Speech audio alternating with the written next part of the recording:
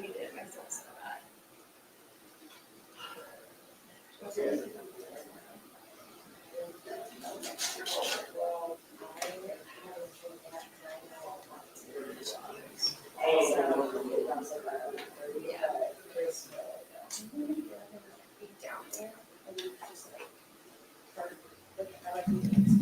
Hey, good morning, folks. Thanks so much for joining me. I'm Myra Ansari here for Wave Now. We are going live to LMPD, where one of their detectives is giving us, bringing back a case from the 80s, 1986. It's a cold case, a sexual assault cold case, and the anniversary of that case is today. So LMPD is going to be talking about this cold case. They're hoping that maybe someone's memory, the details will come back to them. They can help them solve this cold case. Again, this was a sexual assault cold case from 1986, and today is the anniversary. So they're going to release some details about the case which haven't been seen before. So that's why we wanted to bring you this press conference live. Maybe you have some information, you know something about it, or you can help them solve this case. So we're just waiting for this press conference to start. So let's just stand by and wait.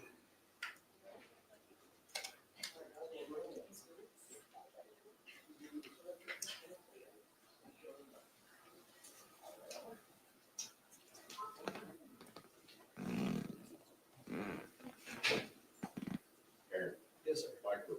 Hi.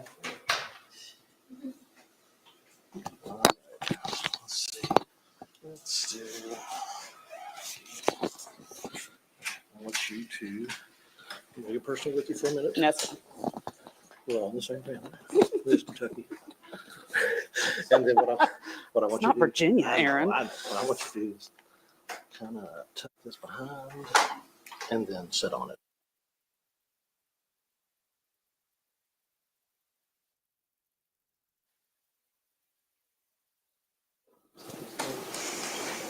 And what I want you to do, you're going to look most likely dead center, even though you've got, guys, if you want to step up a little bit more so that she can see you, that way for question wise.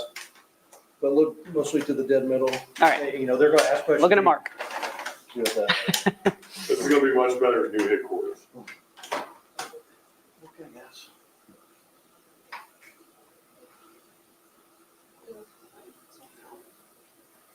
All right. Wendy, I'm going to turn it over to you. Good morning, everybody. This is Investigator Wendy Atkins. Wendy, go ahead, ma'am. My name is Wendy Atkins. It's WendyAtkins. I'm a civilian investigator with Special Victims Unit, specifically with the Office of Sexual and Physical Investigations. We are here today to talk about a 1986 cold case. 86 was 39 years ago, and as a matter of fact, it was 39 years ago today, June the 13th. It was also a Friday. To take you guys back to 1986, you might remember U of L Cardinals' second national championship under Denny Crum. Kenny Payne was on that team, so you might remember that. We also had the Challenger explosion that year. Challenger exploded in June, and not too long after that, our victim had a really rough day. She was out with some friends having some drinks, and when they were done, she decided to drive to a Save-A-Step in Jeffersonville, Indiana. She said her husband loved Diet Coke, so she was going to get him a Diet Coke for in the morning when he woke up to go to work. She pulled up to the Save-A-Step and it was closed. So she had her windows down, enjoying the summer air. And when she got to the exit of the parking lot, she felt a gun barrel on the left side of her head. Two black males approached her vehicle, hit her in the side of the face, and told her to get into the passenger seat. After that, our victim was transported over to Louisville in her own vehicle. She was raped multiple times in multiple locations in her vehicle on the side of the road here in Louisville. This victim had the wherewithal during her attack to think about, if I survive this, they're going to need to know things. So she remembers very specific aspects of the people and what was happening at the time. These two men discussed the area of Southwick. Many people in Louisville know Southwick Cotter Homes was a housing project back in the 80s. She remembers that. She had never heard of it before, but she put that in her memory bank as something that she may need. She also remembers that one of the suspects called the other by the name of Kelly. She doesn't know if that's a nickname. She doesn't know if that's his real name, but she remembered that name. She remembers things about the houses that she was looking at as she was being sexually assaulted. So if you can put yourself in that mind frame of being attacked, violently assaulted, and thinking to yourself, let me look through this window and let me remember these things that are happening around me so that if I survive this assault, I can help catch these people. These two men drove her around the city of Louisville, talking about killing her, dumping her body, selling her, trying to figure out what they were going to do with her. Eventually, they ended up getting out of the vehicle, grabbed her ID, told her they know where she lives, not to report it to police. They told her to count to 100 and not to look at them, and then she could drive off. She did exactly as she was told. She drove until she found the Sherman Minton Bridge, crossed it, and stopped at a gas station where the station attendant came out, saw the shape she was in, and called the local law enforcement. From that point, Jeffersonville PD and Louisville PD were working this case in conjunction. Louisville PD ended up taking over this case. And this woman has sought justice since June 13th, 1986. The time is up, and it's time to get her some justice. She has suffered since that day, but she is now a survivor. She has lived a good life, all while waiting on this to be solved. So we need your help. We want people to read our Facebook post. It's got very specific details about things that we know. If you remember June 13th of 1986, and you remember any details that are in our post, please go to LMPD's website or even on that post and click on the tip page. Fill it out. Let us know what you know. We have so many unsolved crimes, and this one can be solved. This survivor has become a friend to me. We talk regularly. I have an obligation to do my best to help her get some justice here. So we are asking the community's help. Open up for questions. So since 1989, a lot of things have changed. It's been almost 40 years. You put out these sketches. Is there any way to do an age progression of the sketches of what these men may look like now? We could do that, and we thought about that. The concern with age progression of a composite. Composites aren't perfect, right? So if you age progress a composite, they may be a little bit off. You could throw it way out. So I wouldn't want to take what she saw in 1986 and make that into something that is not what those people would look like today. So I would rather people think back to what these people would look like 39 years ago today. And if they match those composites and fit that description, give us a call. Why today? Why tell her story today and not last year or the year before last? So a year and a half ago, our survivor contacted LMPD, specifically the Office of Sexual and Physical Investigations, and said, I've seen all of this coming up about new technology and testing. Can you all look at my case? And we did. And we saw that there's some possibility of solving it. I'm not going to be able to go into detail about specific evidence that we have now. I will say that what evidence was collected in 1986 wasn't able to be pursued at the time. There were limitations in technology.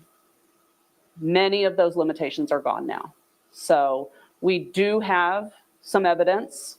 And again, I'm not going to go into specifics, but those perpetrators who committed this crime, I want them to know that we do have evidence. We do also need the community's help. We need to tie the pieces together. Was a rape kit test done the day of the incident? There is a rape kit on file, and it was done in 1986. It was done over in Clark County. That's all I'm really going to say on that. I think that, again, the technology back then is not what the technology is today.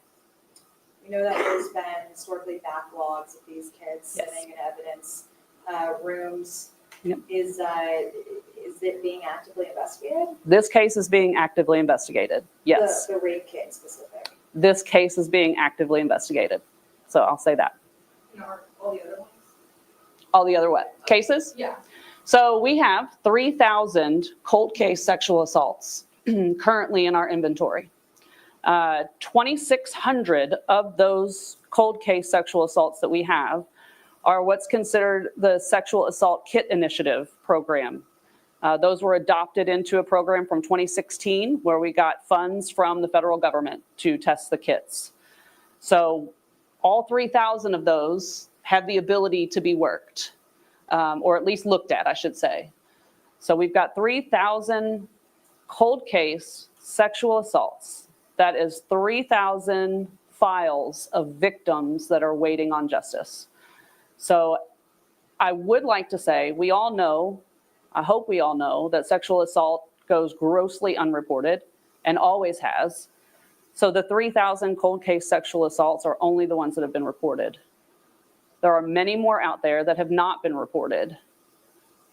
With that said, if you are a victim of a cold case sexual assault or a current sexual assault, report that to us. Let us get you justice. That's what we're here for, and that's what we work for, is to keep people from victimizing other people. Within the last year and a half, have you, in your investigation, come across people of interest or suspects? We have come across some people of interest. I wouldn't necessarily claim them as suspects yet. But again, that's where we're waiting on community assistance, tie all the pieces together. And hopefully, if the people that we have looked into come up as a tip, that would be great. If not, and it leads us into another direction, that would also be great. And you said at the time Louisville took over the case. Is that still the case? Does Indiana have any involvement? Indiana has no involvement in this case. No. It is our understanding that KSP is also collaborating in this. Would you be able to talk about the role that they're? Sure. Yeah. So I mentioned the Sexual Assault Kit Initiative. That's the SACI grant.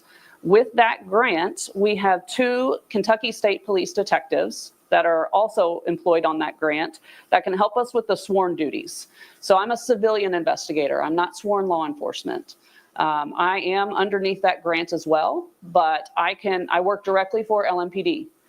We have detectives and sergeants in our unit that can help us. If it's a SACI case that's been adopted by SACI, our 2 KSP detectives would help us with those. So when people typically think of cold cases, they think of unsolved murders 2 years and after. Talk about the difference between that and cold cases when it comes to sexual assaults. So cold cases, no matter what they are terrible. You've got victims and survivors that are out without justice. Nobody wants to go through something and not get justice for it. Cold case murders, unfortunately, your victim is no longer living. Your survivors are family members and friends. So that's tough. Cold case sexual assaults, these victims are alive and going through their day to day, knowing that whoever assaulted them is still walking the streets. The victim in this case still is living her life not knowing who these people are that violently assaulted her. She has explained to me on multiple occasions of instances where someone walks up behind her and says even the slightest thing and she screams. We're talking 39 years after an attack that someone walking up behind her is jarring her to that point. So there's a difference. Everyone deserves justice, right? But there is a difference when you've got a living victim who is struggling every single day to get through the day to day because they know that person is out there. Do you have reason to believe it was a targeted attack? From any investigation, we have not identified any targeted attack. I do believe it was a crime of opportunity. I know in the incident report, the perpetrators mentioned someone named Big Daddy. Has there been any like quoted quotes of that in any other sexual assault cases? We have not identified any other quotes of Big Daddy in any other sexual assaults. That's not to say there isn't. They just haven't been identified right now. And as far as the Big Daddy thing, the Louisville Police Department detectives that worked this case in 1986 were incredible. And they did a very thorough investigation. The file is very large because they worked very hard. And they did look up Big Daddy. They looked up every possible scenario where a Big Daddy would have been involved. And it just didn't lead to anything. Does she have a message that she wants to share with the public, with the media? So I talk to our survivor on a regular basis. And that's kind of one of the common themes of what we talk about. What do you want? She just wants justice. And yes, that sounds cliche, but she's been living 39 years knowing that the people who took away somewhat of her innocence are still out there. She has worked her whole life. She has a family. From the outside looking in, she's got it all. On the inside, she struggles daily. So 39 years is longer than some of us have been alive in this room. So every day of her life since she was 22, 23 has been a struggle to get through it. She wants them caught.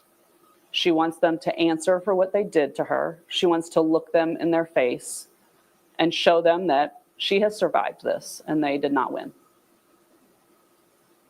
Can you say your name and title? Sure. My name is Wendy Atkins, and I'm a civilian investigator with the Special Victims Unit, specifically Office of Sexual and Physical Investigations. So how many people are working on this case? So I'm working on this case in conjunction with KSP Detective Ben Walcott. He, again, is funded by the SACI, and the Sexual Assault Kit Initiative. Ben Walcott, that's BenWolcott. He is a retired KSP trooper who has come back specifically to work on cold case sexual assaults. When do you want to talk about the no statute on this? Okay. Crime. So in Kentucky, we have the benefit of having no statute of limitations on this crime. Violent crimes can be prosecuted no matter how long it's been. So whoever did this crime, when we find those who did this crime, they can be prosecuted. How long will they be in jail? That's going to be up to the prosecutor and the judge and the jury. We're going to hope a very long time. At this point, they'd be in their 60s. So I would hope that once we locate them and get them up in front of a prosecutor and a judge, that they spend the rest of their lives behind bars. What would it mean to you to get a break in this case? To be able to go? You know, I've thought about that a lot because I have become friends with this survivor just by talking regularly. And even me calling to tell her that we were going to do this, put a social media post out, and then when I found out that there was going to be a media interview, to call and tell her we're going to hopefully get something off of this was emotional for me. I've explained to you guys how this has affected her. When you meet someone in person and hear their story, it becomes part of you. So I take this as a personal mission to get her some answers. So there's no way for me to calculate what it would mean to me. I just hope I get to be the one to make that phone call to her to tell her that we have caught them. Has anything else for Wendy? All right. Wendy, thank you very much, man. Guys, thank you all for being here. We appreciate it. Thank you all very much. Thanks for helping us get this message out.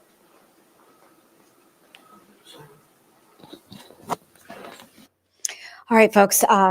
Goodness, that was a lot to kind of process and take in. You heard that emotional plea from the LMPD detective, Wendy Atkins, who's on the Special Victims Unit of LMPD, making that plea to the community to help them solve this cold case of what happened 39 years ago today. A woman was just in her car driving. She had a rough day, according to Detective Atkins, went to go get her husband a Diet Coke from a grocery store. And that's when things took a horrible turn. Some men approached her in her vehicle and put a gun to her head. They got into her vehicle, drove over to Louisville, and sexually assaulted her, violently sexually assaulted her multiple times. She was just kind of in that survival mode, taking notes of everything that she was hearing and experiencing and seeing, because she knew that she needed to get through this horrible time that she was in. And think about that. It's just absolutely heartbreaking. She managed to survive. She's been in contact with LMPD. She wants to get these suspects off the streets. They are probably in their 60s. I was able to pull up LMPD's picture that they have put out, a description of what these men look like back in 1986. So take a look at this photo. And this is a picture of the vehicle in the inside. So just things that I jotted down. They were, according to police, 2 black males that approached her, and they raped her several times, violently assaulted her. They had discussed several things in the car, that they were possibly from the area of Southwick. The names Kelly and Big Daddy, I guess, were thrown around as well. They drove around threatening her. They told her that they were going to kill her, sell her, just hurt her in unbelievable ways. They took her ID, said, if you tell anybody, we will kill you. So Jeffersonville Police and Louisville Metro Police, they worked on this case for a while, and then LMPD took the lead in this investigation. This is about getting justice for this woman who has been living in fear for the past 39 years. So this is the Facebook post that they've put out. And again, this happened June 13th, 1986. And just listening to that, what's just heartbreaking is that there's 3,000 cold case sexual assaults that LMPD has. 3,000. Those are just the 3,000 that are reported. We know that victims of sexual assault, they are terrified. There are countless cases that do not go reported. And there's someone living with that trauma all of these years, trying to get through life. The woman that the detective had mentioned said, she gets scared just in general, every time someone maybe comes up to her or approaches her. I can't imagine living in that type of fear for 39 years. Again, these are the 2 suspects that LMPD says violently raped a woman. Of course, they are more than likely in their 60s now. Thankfully, this woman was able to carry on with her life, live it in a way that she was able to have somewhat of a normal life. The detective said, looking at her, you would never think, but she carries this heartache, this trauma, this violent episode in her life with her every single day. So here's this picture. Share it with your friends, your family. You can share this entire stream. So hopefully you can get the word out there, get all the details that LMPD had shared with us. And the thing about Kentucky, the good thing is there's no statute of limitations. So if police do find these 2 suspects, they will be prosecuted. They will be arrested. And hopefully they will get their day in court, in front of a judge, in front of a jury, and face the consequences for actions that they committed 39 years ago. Wave News reporter Fernando Garcia Franceschini is on this story for us today. Again, we just want to get the word out. Help LMPD get this crime solved. You can report any tips, 574 LMPD anonymously. You can do that by giving them a call, by going through their crime tip portal, and it's very easy to do.